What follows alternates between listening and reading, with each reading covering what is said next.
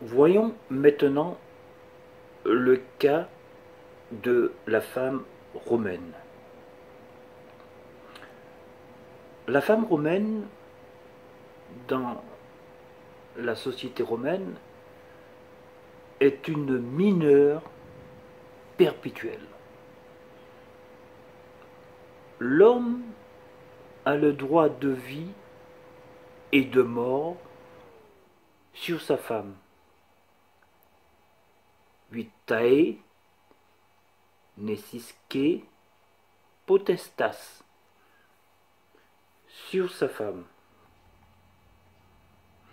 Par exemple, le fait que sa femme boive du vin pouvait suffire à ce que l'homme la tue, sans aucun problème.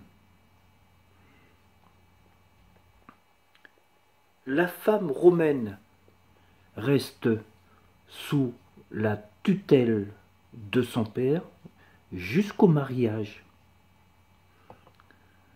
Dans tous les cas, l'épouse a besoin du consentement de son tuteur. Dans le droit romain, la condition des femmes est bien sûr pire que celle des hommes. Elle est inférieure aux hommes.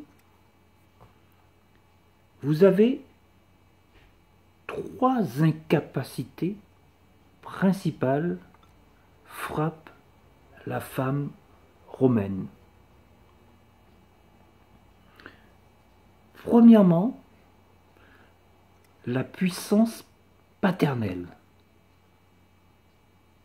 c'est-à-dire patria potestas, la puissance paternelle du père de famille, c'est-à-dire le pater familias. Première incapacité. La deuxième incapacité, c'est la tutelle. Tutela. Qui en est le substitut pour les pupilles et pour les femmes après le décès de leur père. Et enfin, la troisième incapacité, c'est la manus. La manus du mari dans le cadre du mariage sous sa forme ancienne. Alors, qu'est-ce que c'est que la manus? La manus, bon, littéralement, ça veut dire déjà la main. Bon.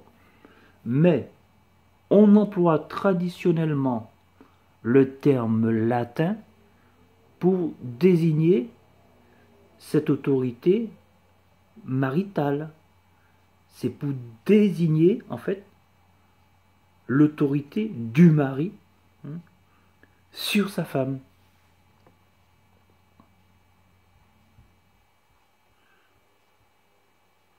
La femme romaine n'a jamais eu sur ses enfants, entre guillemets, cette puissance paternelle. Les femmes sont donc des mineurs perpétuels. La femme n'a aucun droit politique dans la société romaine. Elle ne peut exercer aucun des droits essentiels du citoyen romain. D'accord? Elle est écartée de toutes les fonctions civiques et publiques. N'est-ce pas? L'obligation de fidélité conjugale n'existe à Rome qu'à charge de la femme. Et pour la sociologie du mariage, la charge la plus importante des femmes est de recevoir, on va dire, faut le dire, le sperme, hein, et de protéger le produit de la conception. Selon Pierre Brulé, qui est professeur d'histoire grecque à l'université Rennes 2, je le cite: les Romains ne donnent même pas de nom à la femme, qui n'est normalement désignée que par le nom de la famille de son père, mis au féminin.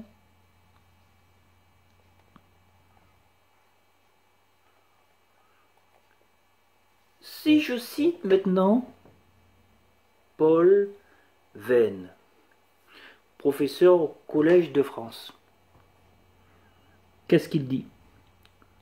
L'homosexualité active, entre parenthèses, masculine, est partout présente dans les textes romains. Cicéron a chanté les baisers qu'il cueillait sur les lèvres de son secrétaire esclave. Virgile, quant à lui, avait le goût exclusif des garçons. Horace, lui, répète qu'il adore les deux sexes.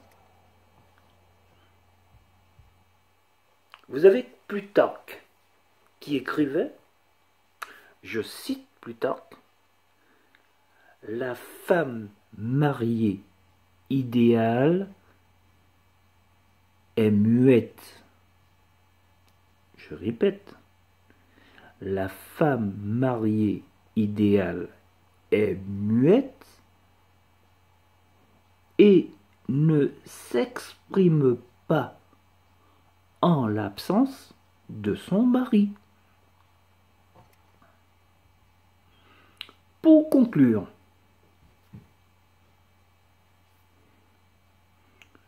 voilà une autre phrase de l'époque qui veut tout dire.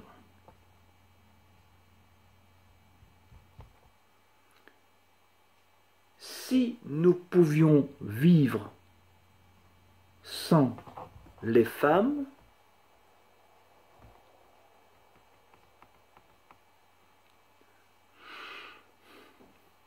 nous nous passerions volontiers de ce fardeau. Si nous pouvions vivre sans les femmes, nous nous passerions volontiers de ce fardeau. Je vous remercie.